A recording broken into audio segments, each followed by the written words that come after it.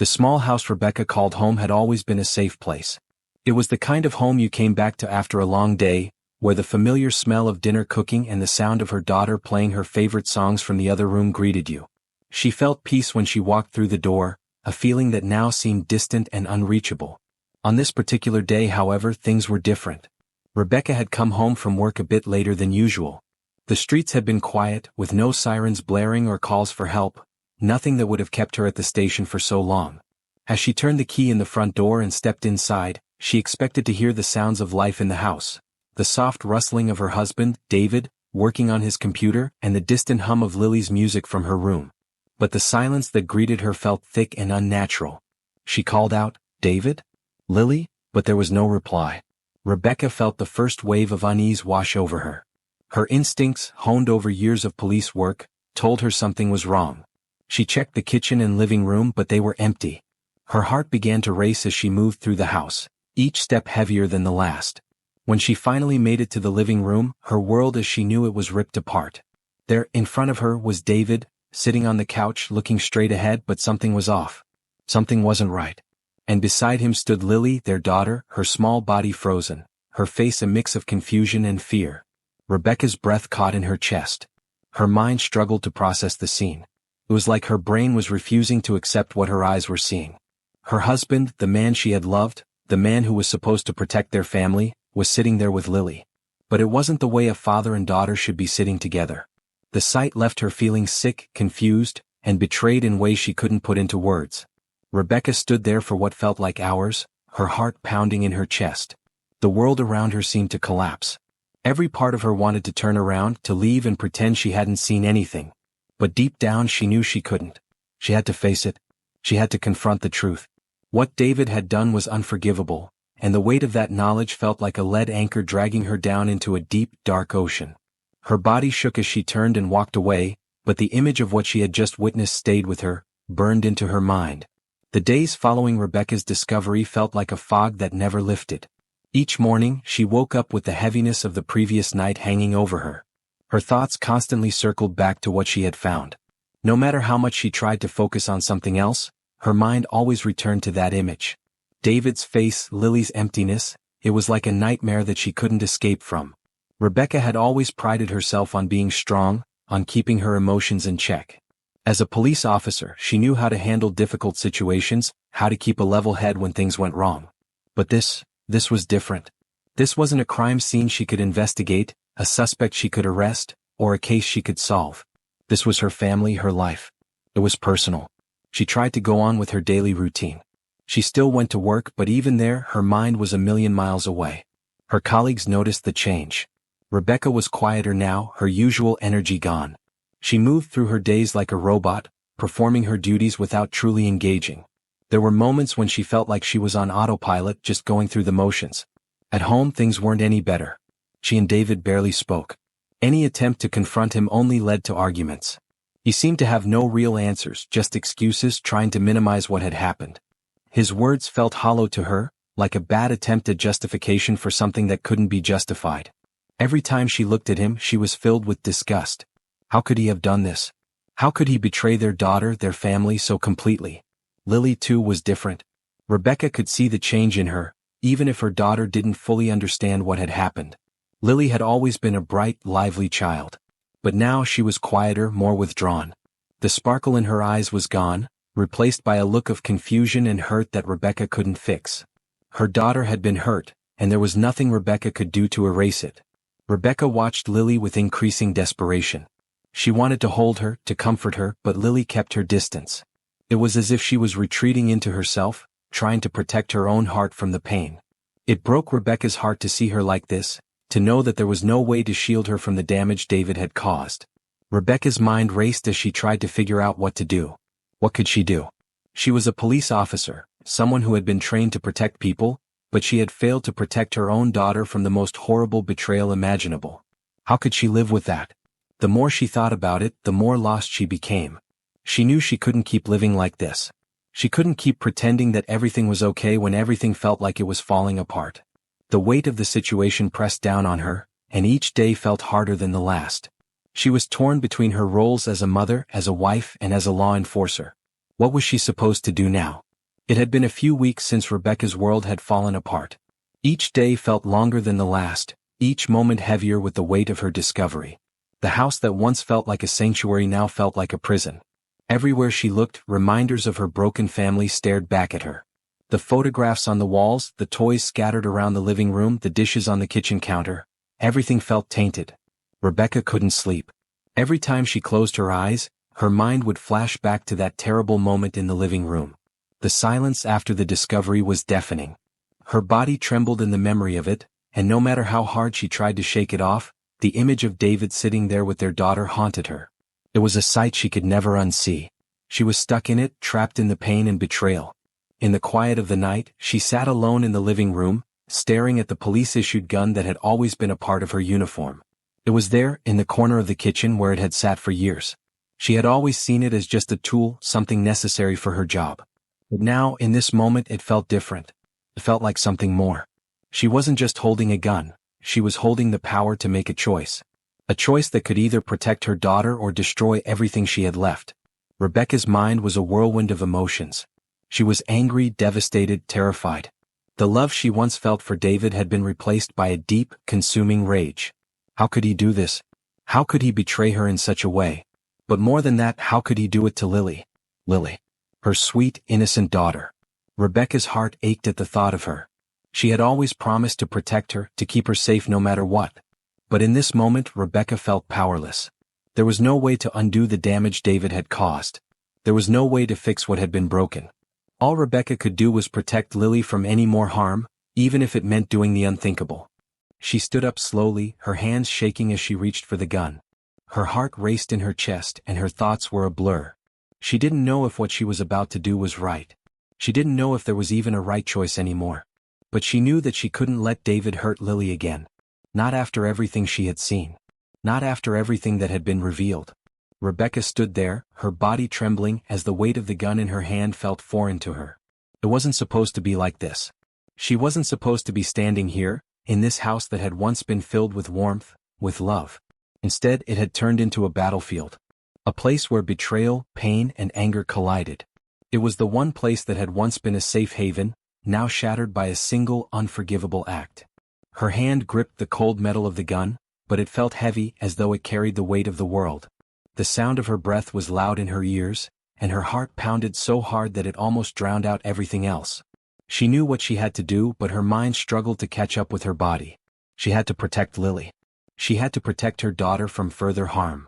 As she moved forward into the living room, the sight of David sitting on the couch sent a sharp wave of rage through her. There he was, the man who had once promised to protect her and their daughter, the man she had built a life with. But that promise had been shattered. The man she had once loved had violated everything she stood for, and now she stood there, knowing there was no going back. David didn't hear her approach. He was lost in his own thoughts, probably unaware of the storm that was about to hit him.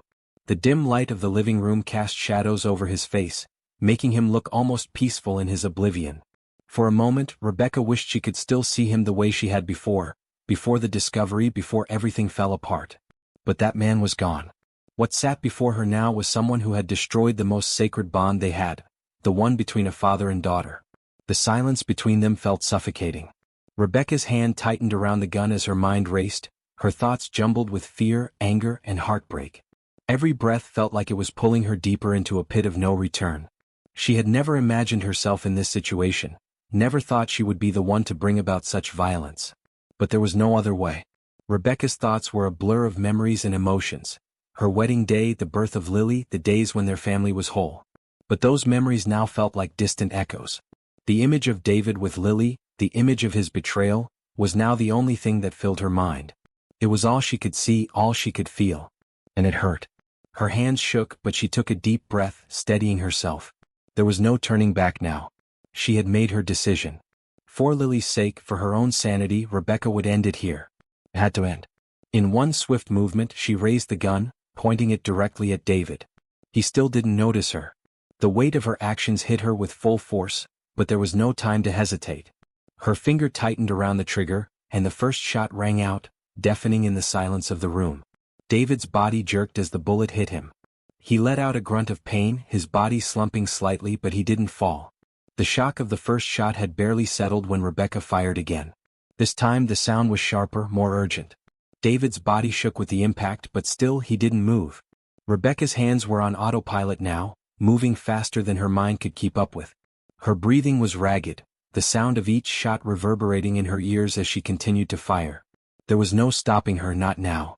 She had lost control, lost herself to the need to protect, to right the wrong that had been done.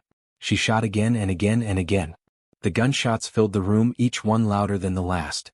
David's body jerked with each bullet, but he didn't seem to know what was happening. His expression was one of confusion and maybe even fear, but it didn't matter anymore. Every shot felt like an explosion of emotion, a burst of pain and sorrow that Rebecca had been holding inside for too long. By the time Rebecca had fired the 10th shot, she could see the blood pooling beneath David's body. His movements were sluggish now, each one slower than the last. But still she fired. She had to be sure. She had to make sure that he could never hurt her or Lily again. It was the only way she could take back control, the only way she could make this nightmare end. The 11th shot. The 12th. The 13th. Rebecca's hands were trembling, but she didn't stop. Each shot was like an echo of her grief, a loud, forceful cry against everything she had lost. Her finger was locked on the trigger now, and she didn't know if she could stop. She didn't know if she wanted to. With the 14th shot, David's body slumped forward, his eyes wide and unseen, his blood staining the carpet beneath him. But still Rebecca fired once more. The final shot was the hardest, the loudest. She pulled the trigger for the last time, and the sound of it filled the room, a final punctuation to the end of everything. And then there was silence. Rebecca stood there, her arms hanging at her sides, the gun still in her hand. Her body felt numb, her mind in a haze. She couldn't breathe. She couldn't think. The room around her felt distant, as though she was floating outside of it. She had done it. She had shot her husband, and in doing so, she had crossed a line that could never be uncrossed. She didn't know how long she stood there, the blood from David's body staining the floor around her. The weight of her actions crashed down on her like a tidal wave, pulling her under. She had protected Lily, yes, but at what cost? What had she become? What had she done? Rebecca slowly lowered the gun, her fingers numb as if they didn't belong to her anymore. She took a step back, her body shaking uncontrollably. There was no going back from this. There was no undoing what had just happened. All she could do was stand there in the silence, surrounded by the consequences of her choice. The first few hours after the shooting were a blur. Rebecca couldn't remember what happened immediately after the final shot. It was as though her mind had locked everything in a box, forcing her to exist in a world where time had stopped moving.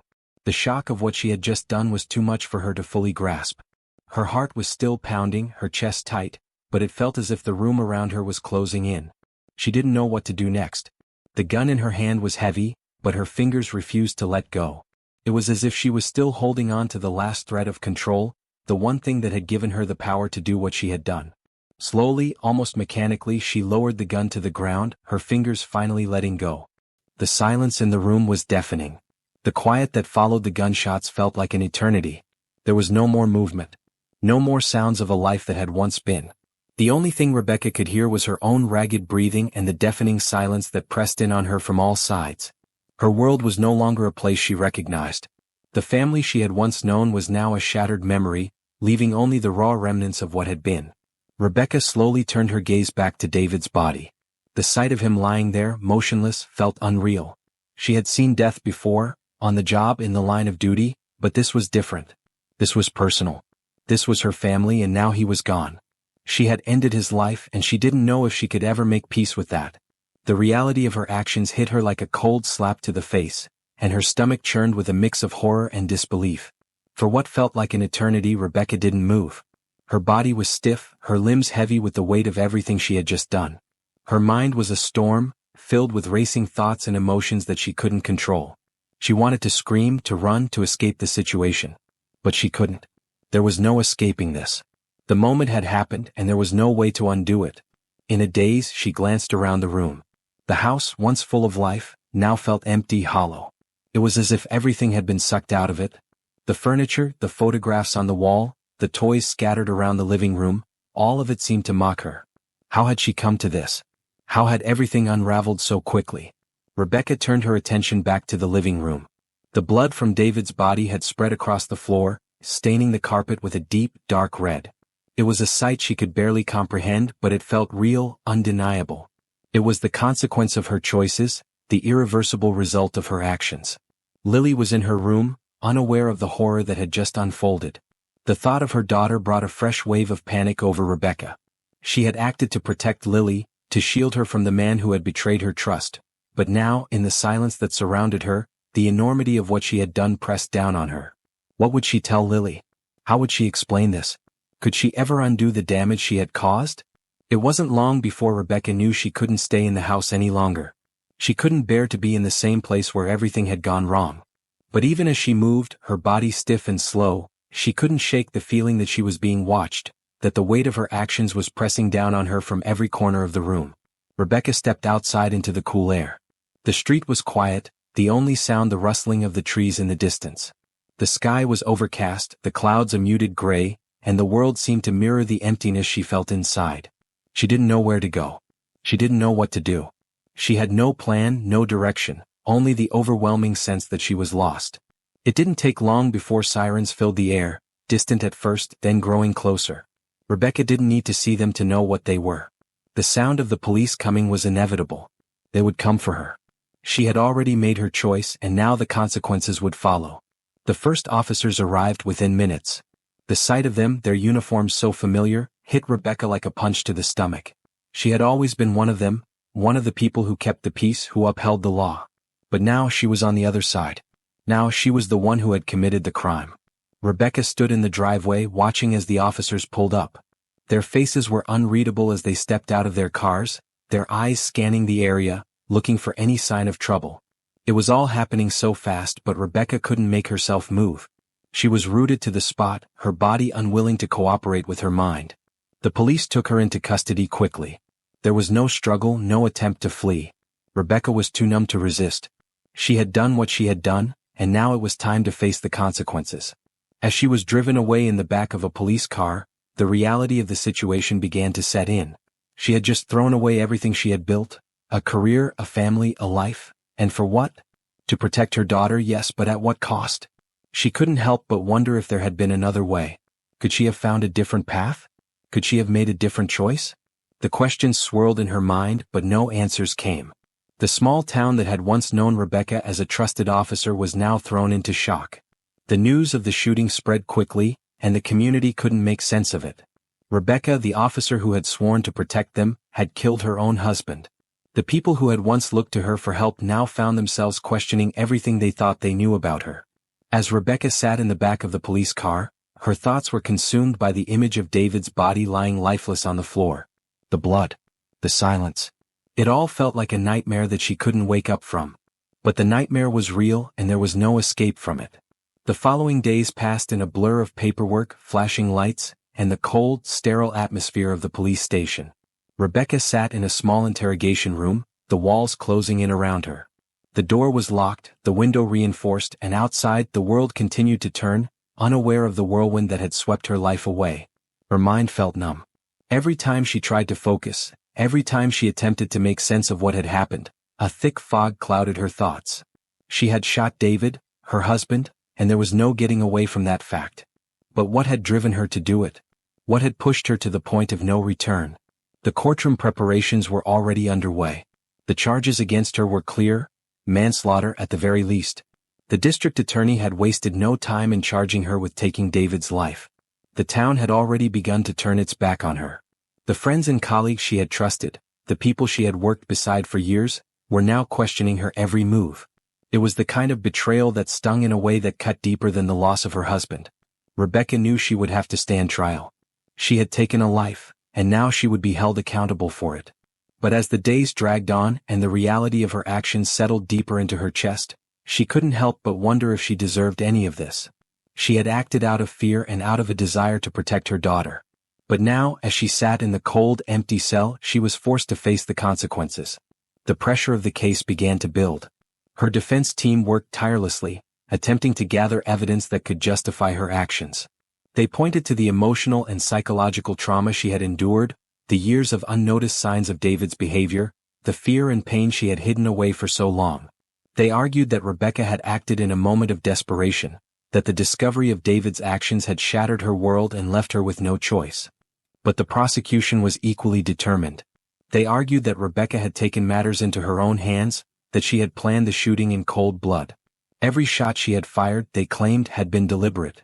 They painted Rebecca as someone who had lost control, someone who had abandoned the law she had sworn to uphold in favor of vengeance. As the trial date approached, the town was divided. Some people stood by Rebecca, believing that a mother would do anything to protect her child, while others condemned her actions, unable to fathom how someone who had dedicated her life to serving and protecting the community could do something so horrific. The opinions were split, and the media coverage only made it worse. The press, ever hungry for sensationalism, painted her as a villain, a murderer, and the community was left reeling from the shock of it all. Rebecca's thoughts were heavy with the weight of the trial. She couldn't stop questioning herself. Had she really done the right thing? Was there any justification for what she had done? Was she a mother protecting her daughter, or was she simply a woman who had snapped under the pressure, letting her emotions cloud her judgment? Every day she was forced to relive the moment of the shooting, to relive the decision she had made in that instant. And with each passing moment, the weight of it all grew heavier.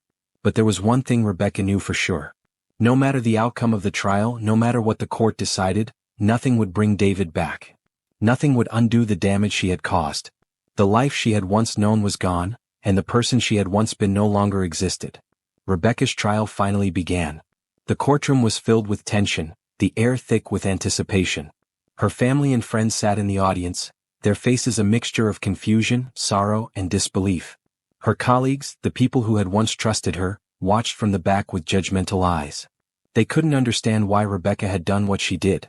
They couldn't comprehend how a person who had sworn to protect could turn into someone who took a life. As the trial unfolded, Rebecca was forced to confront everything she had tried to bury. She had to sit through the painful recounting of that terrible day, the discovery of David's betrayal, the raw emotion that had led to the violence. The prosecution painted her as a cold-blooded killer, someone who had crossed the line from law enforcement officer to criminal without a second thought. Rebecca sat quietly in the defendant's chair, her hands folded in her lap, her head bowed. She couldn't bear to look at the faces of those who once knew her as a protector, someone who served the law. Now she was the one on trial, the one who had broken the very law she had sworn to uphold. Her defense team fought hard to argue that Rebecca had been acting out of a deep sense of trauma, that the discovery of David's actions had broken her. They brought in experts to testify about her emotional state, about the psychological toll of discovering such a betrayal. But even they knew that her actions could not be completely justified. The gunshots, 15 in total, spoke for themselves. The jury deliberated for hours, the tension in the room palpable. Rebecca's hands were clammy, her heart racing as she waited for the verdict. She knew that whatever the outcome, she would be forever marked by what had happened. There would be no returning to the life she had once known. The small town that had once embraced her would never be the same, and neither would she. When the verdict was finally read, it was not what Rebecca had hoped for. She was convicted of manslaughter, a lesser charge than murder, but the consequences were still devastating. She was sentenced to several years in prison, a far cry from the life she had once known. She would never again wear her badge, never again serve as a police officer. The life she had built, the career she had worked for, the family she had loved, everything was gone. Rebecca sat in the courtroom, the weight of the verdict settling over her. She had been convicted, but in some ways she had already convicted herself long before the trial. She had crossed a line that could never be uncrossed. She had taken a life, and now she had to live with the consequences. As she was escorted out of the courtroom, her mind replayed the events of the past months. David's betrayal, her choice to take his life, the trial that had torn apart her world. She had tried to protect Lily, to shield her from the harm David had caused. But in doing so, Rebecca had destroyed her own life, and the life of the family she had once cherished. The small town that had once known her as a trusted officer now knew her as a criminal. The community, torn by the tragedy, would never be the same. And neither would Rebecca. If this story made you think or moved you in any way, don't forget to hit that like button and drop a comment with your thoughts. I love hearing your perspective. Make sure to subscribe for more real stories and insights into life's most challenging moments. Thanks for watching, and I can't wait to share more with you in the next video.